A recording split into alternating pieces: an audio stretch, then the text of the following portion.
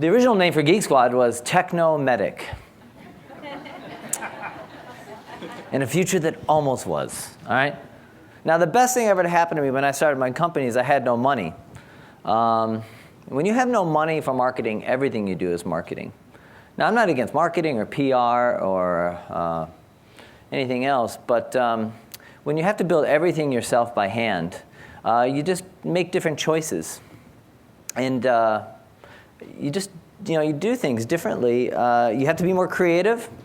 My kids have more fun with an empty cardboard box after the appliance gets delivered than they do with any beeping gizmo they get for the holidays.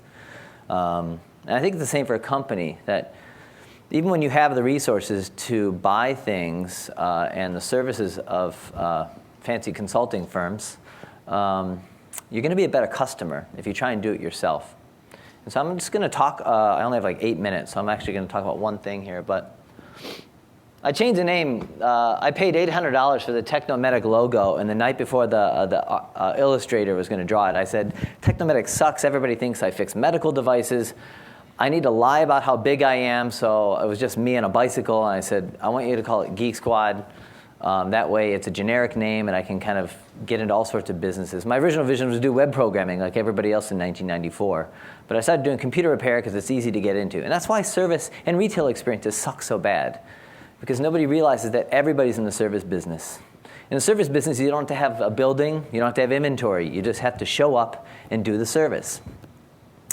So I paid $50 for the Geek Squad logo. And it was just me in the beginning. And this is the first Geekmobile. I paid $2,200 for it. See, we pass each other on the freeway all the time, but we don't know because all the cars look the same. But you'd always know when I drove by. And people used to say, oh, I see your cars everywhere, and I only had one. These are the things you learn when you do them yourself. This is a French 1958 Simca Orande 1300 Elysée, just like the French culture. 7 ashtrays, no seatbelts.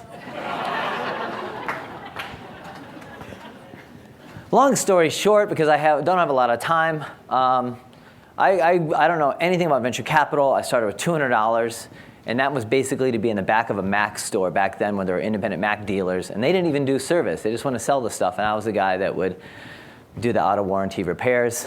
And I want to go to Best Buy for years. I knew they were going to be number one. Their stores were just cleaner and brighter, and it turns out they did all their own advertising, more DIY stuff.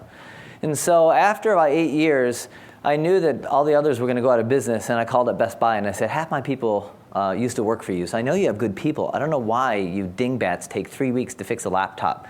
Your customers are coming to me, paying me $300 to fix their laptop in 3 days. If we join forces, we ought to be able to accomplish something. So that's how the partnership worked. Most people think that Best Buy invented Geek Squad.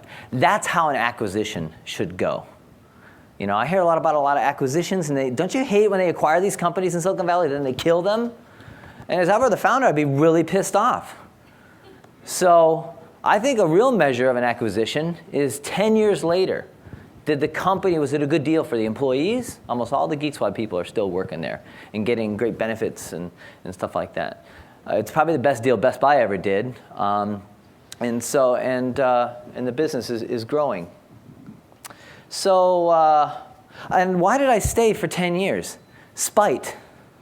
That's why, because everybody kept saying, founders never last, you'll never stick around. I was like, fuck you, I will. Okay, so I'm at Best Buy. So they have tons of phones in each store, 1,200 stores. They get 70 to 100 million phone calls a year, and nobody ever seems to answer the freaking phone. Now Twitter comes around, and one day I'm watching Twitter, and this guy's like, Best Buy sucks, Best Buy sucks, Best Buy sucks on Twitter. I'm like, whoa, what's the matter? He's like, third time they did the laptop, they didn't fix it right. I'm like, where are you? He's like, I'm in the parking lot. And this is all on Twitter. And I get a hold of the manager, and he gets him out of a meeting, and then he walks the guy back into the store.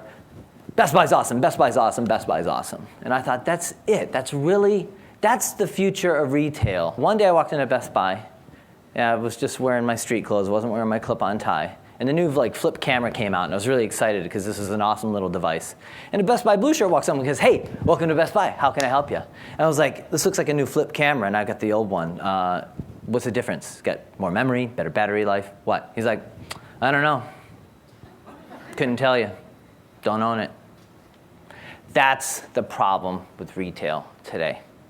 Now, I believe humans actually, studies have shown, humans prefer automation over human contact if the automation is done well, and most automation still sucks. So plenty of room for the programmers around here to write all sorts of automated scripts and to put robots in stores. I'm not against any of that. But for as long as human beings populate this planet, we gotta kind of incorporate them. So the one message I'm gonna talk to you about is the role of the employee. Everybody's talking about consumer apps and consumer integration and frickin' QR codes.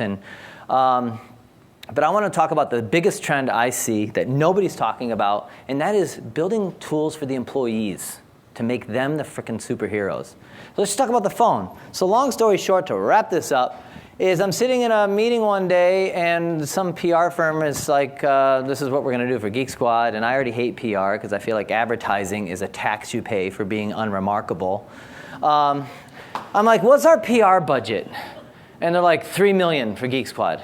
I'm like, I turned to the CMO, who happened to, for some reason, show up in the meeting that day, and I'm like, Barry, what if we just like spent that $3 million on listening to customers in real time?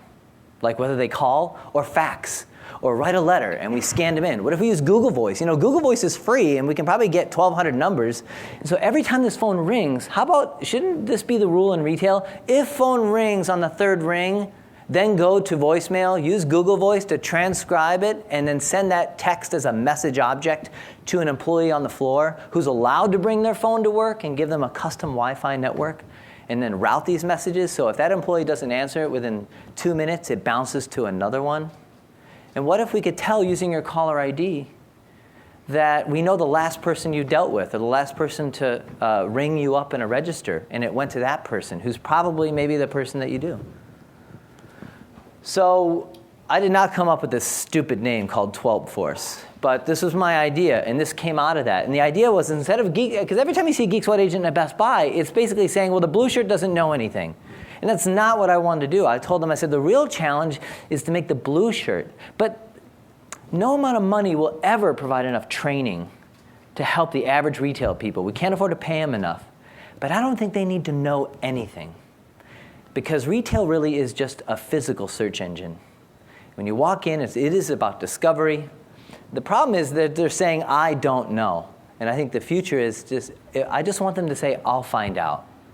So I failed at Best Buy in a number of ways. I'm not a retail pioneer. I'm not very successful. Best Buy's customer service isn't dramatically better than when I got there. I got it up to 3,000 people out of 150,000 people on 12th Force. I don't think it's much bigger today. I'm totally against the idea of a social media team at a company, because as long as there's a customer service department in a store, that means nobody else is responsible for customer service.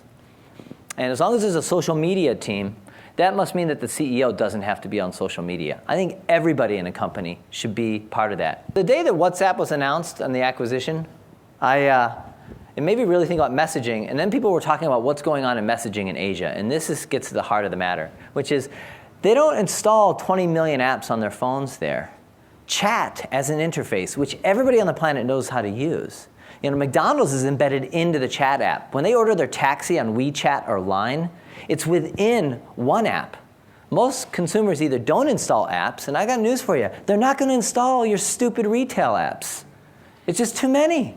I mean, do you really want to turn on your phone and unlock it and then launch your frickin' app so I can scan a QR code? No, I'm not going to do it, and I'm pretty sure it's not going to work. But the ability, all retail, all commerce starts with a conversation. And so I think that begins to solve that app problem. So there's a company called Talk2 that just got bought by Path, which is making probably the third but biggest pivot, and I think they're on to something here. And they bought Talk2. And basically, because you think about Google Maps and Yelp, the only action you can take is to click a phone number. Let me ask you a question, raise of hands. What would you rather do? I'm going to ask you to raise your hands, 1 or 2. The first choice is, would you rather call a business with your voice, or would you rather text them? How many would you rather call with your voice? And how many would you rather text a business? Hell yeah, and the businesses will want that too, because one employee can probably handle multiple chats. And that's what I think is going to be the biggest trend.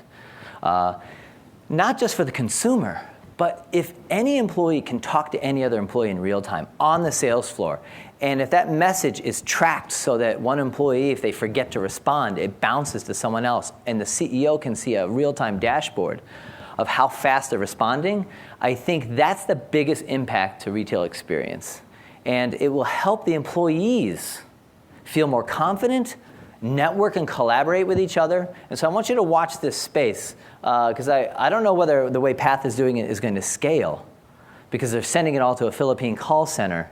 And if you had this tool, it doesn't work if the owner of the business in the retail store doesn't integrate this for the employees.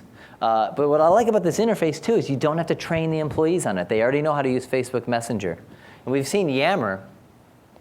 There's other benefits, like the customers finally get to record these transactions for quality purposes. Do you ever really believe the businesses actually record these calls for quality purposes?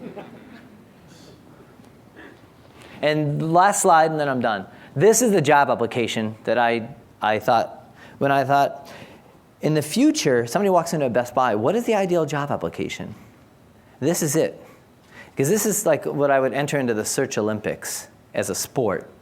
It's an open book test. You walk into Best Buy. Because every day in every newspaper in the world, a job application is randomly generated. And you print it out and give it to somebody and say, I want you to complete this as fast as you can using a telephone, mobile, you call your friends, whatever.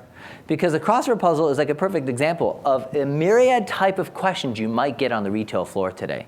And the answer is not whether you know the answer, but how good are you at finding the answer? That concludes my talk. Thank you.